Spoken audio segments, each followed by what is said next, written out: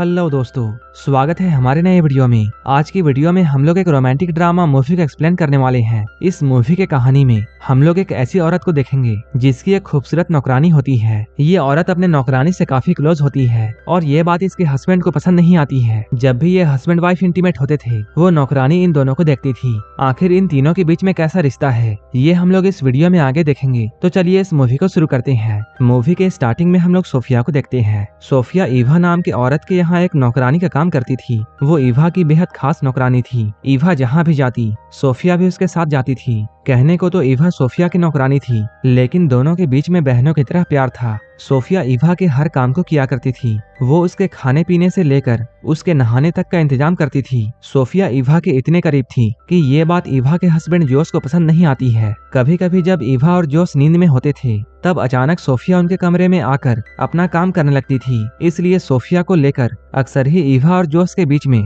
झगड़े होते थे। असल में बात ये थी कि कई सालों पहले ईवा का घर जल गया था। उस आग में ईवा की माँ और सोफिया के माता पिता की मौत हो गई थी, जबकि ईवा और सोफिया किसी तरह बच गए थे। इस हादसे के बाद सोफिया अनाथ हो चुकी थी, इसलिए ईवा के पिता ने सोफिया को गोद ले लिया और यहीं पर से ये दोनों बहनों की तरह रहने लगी। लेकिन सोफिया के माता पिता तो नौकर थे, इसलिए बड़ी होकर सोफिया भी घर के काम काज करने लगी। एक रात ईवा के पिता की तबीयत बहुत खराब हो जाती है और तब उन्होंने सोफिया से एक वादा लिया, चाहे कुछ भी हो जाए वो ईवा का साथ नहीं छोड़ेगी। एक दिन जब ईवा नहाने की तैयारी कर रही थी तभी सोफिया खास तरह की जड़ी बूटियां लाती है और उसे पानी में डालकर ईवा को नहलाने लगती है। लेकिन जिस तरीके से वो ईवा को छू रही थी ये देखकर जॉस को काफी बुरा लगता है। जॉस सोफिया से चिढ़ने लगा था, इसलिए वो सोफिया को अब बात बात पर डांटता है। इधर सोफिया अपने आप को खुश रखने की कोशिश करती। वो अपना ध्यान भटकाने के लिए तस्वीरों से भी बातें किया करती थी। ऐसे ही एक रात जब सोफिया अपने कमरे में जा रही थी तभी उसे ईवा के कमरे से आवाजें सुनाई देती हैं। वो यहाँ पर रुक जाती है। इन आवाजों को सुनकर सोफिया ये समझ जाती है जॉस ईवा के साथ में इंटीमेट हो रहा है। उन दोनों की आती हुई गर्म आवाजों को सुनकर सोफिया के अंदर भी तूफान मच जाता है। इसके बाद वो जल्दी से अपने कमरे में आती है और अपने सारे कपड़े उतारकर आईने में अपने आप को देखकर सेटिस्फाई करने में लग जाती है। अगली सुबह जब सोफिया बाजार में जाती है तब यहाँ उसे स्टीव नाम का एक आदमी मिलता है। स्टीव सोफिया को अच्छा लगता था और वो हमेशा स्टीव से ही सब्जियां लेती थी, लेकिन वो जैसे ही स्टीव को देखती थी वो काफी घबरा जाती थी। सोफिया जब बाजार से आती है तब वो पूरे घर की साफ सफाई करती है और फिर खाना बनाने में लग जाती है, क्योंकि आज इनके घर में कुछ मेहमान आने वाले थे। अभी सोफिया घर के कामों को कर ही रही थी तभी उसे ये बात मालूम चलती है कि जोस एक नई नौकरानी रखने वाला है। इस बात को सुनकर सोफिया काफी परेशान हो जाती है, क्योंकि वो ईवा से दूर नहीं जाना चाहती है। इसलिए वो अब और भी अच्छे से काम करने लग जाती है। जल्द ही घर में मेहमान आ जाते हैं। इनके मेहमान नॉर्मन और उसकी बीवी जेनिफर होते हैं। नॉर्मन को यहाँ देखकर सोफिया चौंक जाती है, क्योंकि एक समय ऐसा था जब नॉर्मन सोफिया से प्यार करता था और सोफिया भी नॉर्मन को पसंद करती थी, लेकिन ईवा ने उससे नॉर्मन को छीन लिया था। नॉर्मन के यहाँ आने से सोफिया घबरा जाती है और हड़बड़ी में गलतियां कर देती है, जिसे देखकर जॉस उस पर बहुत गुस्सा करता है और वो सबके सामने सोफिया को डांटता है। थोड़ी ही देर बाद मेहमान चले जाते हैं। अब जॉस और ईवा के बीच में हमेशा की तरह झगड़ा शुरू हो जाता है और आज भी इनके झगड़े की वजह सोफिया थी। रात में सोफिया जब अपने कमरे में थी तभी ईवा उसके पास आती है। ईवा उससे कुछ भी नहीं कहती है, बस चुपचाप उसके पास लेट जाती है। लेकिन सोफिया उसे देखकर ये समझ जाती है कि उसे अब इस घर से जाना होगा। अगले दिन जैसे ही सुबह होती है सोफिया अपना सामान लेकर जाने लगती है, लेकिन जॉस उसे रोकते हुए ये कहता है, मैं तुम्हें यहाँ से निकालना नहीं चाहता हूँ, मैं तो बस इतना चाहता हूँ कि तुम हर वक्त हमारे साथ मत रहो। जॉस के इशारे के वो समझ जाती है और वापस वो अपने काम में लग जाती है। इसके अगले दिन सोफिया नॉर्मन से मिलने के लिए जाती है। यहाँ ये दोनों बहुत सारी बातें करते हैं। नॉर्मन के पूछने पर सोफिया उससे कहती है, ईवा के पिता ने मुझे बाप का प्यार दिया था, लेकिन वही ईवा ने कई बार मुझे नीचा दिखाने की कोशिश की,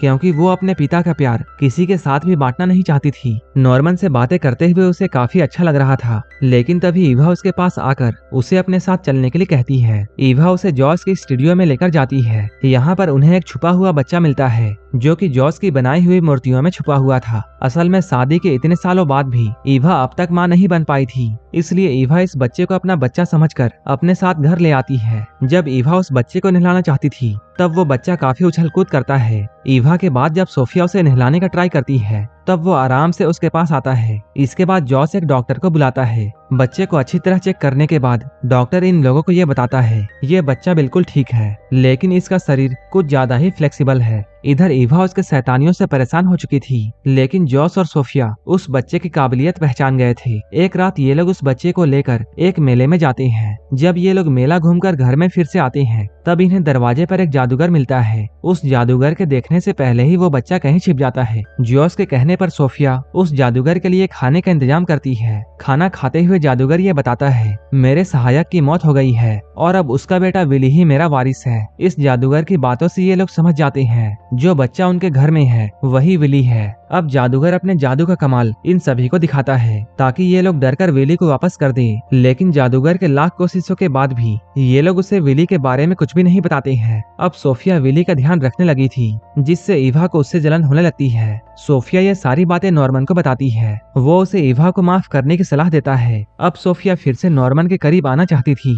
और इसलिए उसने अब नॉर्मन के घर में आना जाना शुरू कर दिया था। नॉर्मन से मिलकर उसके अंदर भी इंटीमेट होने की इच्छाएं जागने लगी थी। वो हर वक्त बस अपनी प्यास मिटाने के सपने देख रही थी। एक तरफ वो नॉर्मन के करीब आना तो चाहती थी, लेकिन वहीं इधर वो स्टीव के साथ में भी अपना अच्छा समय बिता रही थी। स्टीव से मिलकर जब वो अपने घर में आती है, तब यहाँ पहुंचकर वो एक पुलिस वाले को देखती है। ये पुलिस वाला जॉस का दोस्त होता है। वो यहाँ जॉस से कहता है जादूगर पर बैंक लूटने का आरोप है और पुलिस को इस बात का शक है कि इस काम में एक दुबले पतले बच्चे ने बैंक लूटने वालों की मदद की है और पुलिस को ऐसा लगता है कि वो बच्चा तुम्हारे घर में है, इसलिए पुलिस तुम्हारे घर में जांच के लिए आ रही है। ये सुनकर जॉस और सोफिया सोच में पड़ जाते हैं। अब ये लोग उस बच्चे को खिला पिलाकर मोटा करने की कोशिश में लग जाते हैं ताकि कोई भी उसे पहचान ना पाए। इसी बीच सोफिया को ये मालूम चलता है कि स्टीव उसकी एक सहेली से शादी करने वाला है। ये जानकर उसका दिल टूट जाता है। अब पुलिस जॉस के घर पर आती है, लेकिन उनके कहने पर जब विली को बुलाया जाता है, तब विली को देखकर पुलिस वापस जाने का फैसला करती है, क्योंकि जॉस और सोफिया ने उसे खिला पिलाकर कम्प्लीटली चेंज कर दिया था।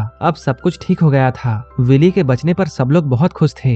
विली खुश होकर इधर उधर कूदने लगता है और सोफिया उसे पकड़ने के लिए उसके पीछे पीछे भागती है। इसी बीच उसकी नजर ईवा और नॉर्मन पर जाती है, जो एक दूसरे के गले लगे हुए थे। उन दोनों को एक साथ देखकर सोफिया का दिल फिर से टूट जाता है। वो उदास होकर बाजार की ओर जाने लगती है, लेकिन तभी स्टीव उसके पास में आकर ये कहता है मैं सिर्फ तुमसे प्यार करता हूँ और अगर तुम हाँ कहो तब हम लोग शादी करके किसी दूसरे शहर में चले जाएंगे। वो स्टीव से शादी तो करना चाहती थी, लेकिन वो ईवा को भी छोड़ना नहीं चाहती है, इसलिए सोफिया उसे मना कर देती है। इसके काफी दिनों के बाद जॉस अपने घर में एक पार्टी देता है, जिसमें वो और ईवा सभी के सामने विली को गोद लेने वाले थे। ये देखकर पार्टी में आए सभी लोग ईवा की तारीफ करने लगते हैं, क्योंकि उसके पिता कायल ने भी सोफिया को गोद लेकर उसकी परवरिश की थी। लेकिन आज पहली बार सोफिया को ईवा के तारीफ से गुस्सा आ रहा था। वो यहाँ पर जॉस को ईवा और नॉर्मन के रिश्ते के बारे में बताना चाहती थी। जैसे ही उसे ये मौका मिलता है, वो सभी के सामने ये बात बोल देती है। वो जॉस से कहती है जिस नॉर्मन को तुम अपना दोस्त कहते हो वो तुम्हारी वाइफ का आशिक है और वो दोनों आज भी इंटीमेट हुए थे। सोफिया की इन बातों को सुनकर नॉर्मन की वाइफ को अचानक दौरा पड़ जाता है। तभी सोफिया भागकर घर में आ जाती है। घर के अंदर आकर वो अपना सामान बांधने लगती है ताकि वो यहाँ से कहीं दूर जा सके। सोफिया को अब ऐसा लगने लगा था कि वो जिससे भी प्यार करती है, ईवा उसे उससे छीन लेती है। तभी ईवा भी यहाँ पर पहुँच जाती है। ईवा काफी गुस्से में होती है। वो सोफिया से कहती है मैं माँ बनने वाली हूँ, ये सब नॉर्मन के प्रार्थना की वजह से हुआ है और इसलिए मैंने खुश होकर उसे आज गले से लगाया था। ईवा के इन बातों को सुनकर सोफिया को ये एहसास होता है कि उससे बहुत बड़ी गलती हो गई है और ईवा ने कभी भी उसे नफरत नहीं की थी, बल्कि ये सब तो सिर्फ उसका वहम था। जल्द ही इन दोनों के बीच की गलतफहमियां दूर हो जाती हैं, लेकिन तभी उन्हें यह पता चलता है कि घर में आग लग गई है। सोफिया इसके लिए खुद को जिम्मेदार मानती है, लेकिन जल्द ही वो खुद को संभालते हुए अपनी और ईवा की जान बचाती है। आखिर में ईवा के कहने पर सोफिया स्टीव से शादी कर लेती है और अब दोनों अपने परिवार के साथ में खुशी खुशी रहने लगते हैं। और